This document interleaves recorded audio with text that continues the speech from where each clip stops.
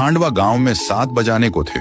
खांडवा गांव में हर शाम की तरह गांव में घंटी की आवाज गूंज रही थी। सब लोग 7 बजाने से पहले अपने अपने घरों की खिड़की और दरवाजे बंद कर दिया करते थे। हर आम आदमी से लेकर श्रीमंत लोग भी बंद कर दिया करते। उसी गांव में राणा सा और उसका बेटा देव दोनों एक घर में रहते थे। राणा सा अपने बेटे देव को बोलते हैं, बेटा देव जल्दी जाके सारे खिड़की दरवाजे बंद करो, 7 बजने वाले हैं। बेटा देव खिड़की दरवाजे कस के लगाना और 7 बजने के बाद किसी से भी बात मत करना, और मैं जब तक ऊपर के खिड़कियां बंद कर देता हूं, ये बोलकर राणा सा ऊपर के कमरे चले जाता है। देव अपनी पापा की बात मानकर वो जल्दी से खिड़की बंद कर देता है और जाकर दरवाजा बंद करके जब वो लास्ट खिड़की लगा रहा ही होता है कि उसके सामने उसकी माँ अचानक आ जाती है और देव से कहती है, देव बेटा कैसे हो, मैं तुमसे मिलने आई हूं, मुझे पहचाना नहीं, मैं तुम्हारी माँ हूं बेटा। उतने में देव हिचकिचाते हुए कहा, मम्मी तुम यहाँ कैसे? पापा ने तो बोला था कि आप इस दुनिया में नहीं हो, आप मर चुके हो। ये बात सुनकर माँ बोली, नहीं तो देखो मुझे, मैं तो जिंदा हूं पापा, झूठ बोल रहे हैं। चलो बेटा अब दरवाजा खोलो, मैं ज्यादा देर तक बाहर खड़ी नहीं रह सकती, वह लोग आ जाएंगे। फिर देव बोला, हाँ हाँ मम्मी मैं अभी दरवाजा खोलता हूँ। ये कहकर देव ने जाके दरवाजा खोल दिया। दरवाजा खुलने के बाद मम्मी अंदर आने लगी। दूसरी तरफ राणा सा नीचे आ गया। आते से ही उसने मम्मी को आते देख जल्दी दरवाजा बंद कर दिया और एक बाजू की खिड़की सब बंद करने के बाद राणा सा देव के पीछे गुस्से से आवाज लगाई। देव पीछे मुड़ा। राणा सा उसे फिर गुस्से से बोला, तुमने दरवाजा क्यों खोला? मैं मना किया था ना। फिर देव बोला, पर पापा बाहर मम्मी खड़ी थी। राणा सा बोला, शांत हो जाओ मैन, कहाँ था ना तुम्हारी, मम्मी मर चुकी है, मैं तुम्हें बाद में सब बता दूंगा, अब चुपचाप ऊपर जाकर सो जाओ। फिर देव तेजी से ऊपर सोने के लिए चला गया। देव अपने कमरे में आकर बिस्तर पर करवटें लेकर सो रहा था। देव को अपनी माँ की याद सताती गई। उसके मन में कई सवाल घूम रहे थे और जब सुबह हुई तो राणा सा देव को लेकर कहीं तो ले जाने लगा।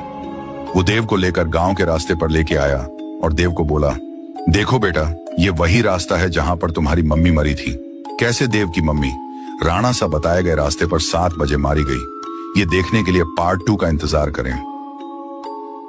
अब तक आपने देखा पार्ट 1 में देखा राणा सा ने अपने बेटे देव को एक रास्ते पर लेकर आया था। फिर राणा सा अपने बेटे देव को मम्मी कैसे मरी वो बताता है। अब तक बेटा हम शादी से वापस इस गांव में आ रहे थे, हमको आते आते 7 बज चुके थे। सारे घरों की खिड़की दरवाजे बंद थी। तभी मैंने तुम्हारे मम्मी कहा, नंदनी अब हमारा घर बहुत दूर है और वो लोग आ जाएंगे। फिर तुम्हारे मम्मी बोला, हाँ तुम सही कह रहे हो, हमको झाड़ी में, वरना कहाँ तो छुपना पड़ेगा। तभी नंदनी ने एक टूटी फूटी लकड़ी के झोपड़े की तरफ इशारा किया। मुझे वह झोपड़ी आज की रात बिताने के लिए सही लगी, इसलिए मैं झोपड़ी में जाने का फैसला किया। हम दोनों झोपड़ी की ओर जाने लगे। हम उसके काफी नजदीक आ गए थे। मैं तो उस झोपड़ी के अंदर चला गया, पर तुम्हारी मम्मी बाहर रुक के किसी से बात करने लगी। मम्मी को एक छोटी बच्ची रोके बोल रही थी, आंटी मुझे बहुत डर लग रहा है, मैं बाहर छूट गई हूँ, मेरा घर बहुत दूर है। फिर मम्मी बोली, बेटा तुम रो मत, तुम एक काम करो, हमारे साथ आओ। इतना बोलते ही उस छोटी बच्ची ने माँ के चेहरे पर हमला कर दिया। तुम्हारी माँ वहीं पर मर गई। मैंने जोर से चिल्लाया। नंदनी फिर वो लड़की मेरे पास आकर मुझको बोली, आओ ना अंकल, बाहर हम साथ में खेलते हैं, बाहर आओ ना, क्यों डर गए? अरे आना,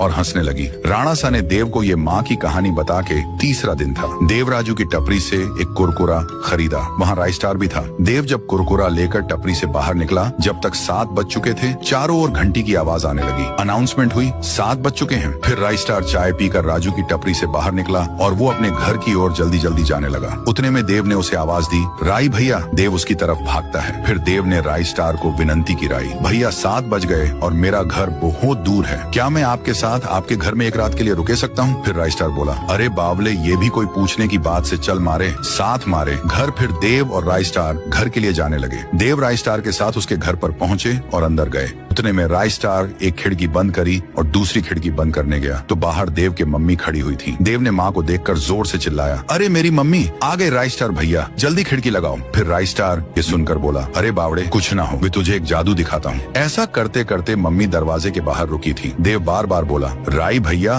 वो इंसान नहीं है, जल्दी दरवाजा बंद करो। परंतु राइस स्टार मम्मी को ललकारने लगा और बोला, अंदर आके दिखाना, मुझे तुमसे अच्छे से मिलना है। तभी मम्मी बोली, तुम एक काम करो, तुम ही बाहर आ जाओ, मैं तुमसे अच्छे से मिलूंगी। ये देखकर कर देव को बड़ा आश्चर्य हुआ कि ये अंदर क्यों नहीं आ रही। फिर देव राय स्टार को बोला, राय भैया ये घर के अंदर क्यों नहीं आ रही। राय स्टार ने जवाब दिया, बेटा जब तुम्हारे मम्मी को बाशिंदी नोच नोच कर मार दी थी और थारा बाप साला झोपड़ी में ही था, वही सब मैं खिड़की से देख रहा था। मेरे मन में सेम सवाल आया कि बाशिंदी झोपड़े में अंदर घुस के थारे बाप को क्यों नहीं मार रही थी। यही जानने के लिए मैं अगले सुबह उस झोपड़ी के अंदर चला गया और चारों तरफ मकड़ी के जाल के सिवा वहाँ कुछ नहीं था। मैंने जब कोने में देखा तो वहाँ पर एक चमकदार जादुई सर की शेप में भोपड़ा था और वो वही भोपड़ा देख वहाँ रखा हुआ है। इसीलिए ये बाशिंदे अंदर आ सकते समझ गया कि और इसी की मदद से थारा बाप बच पाए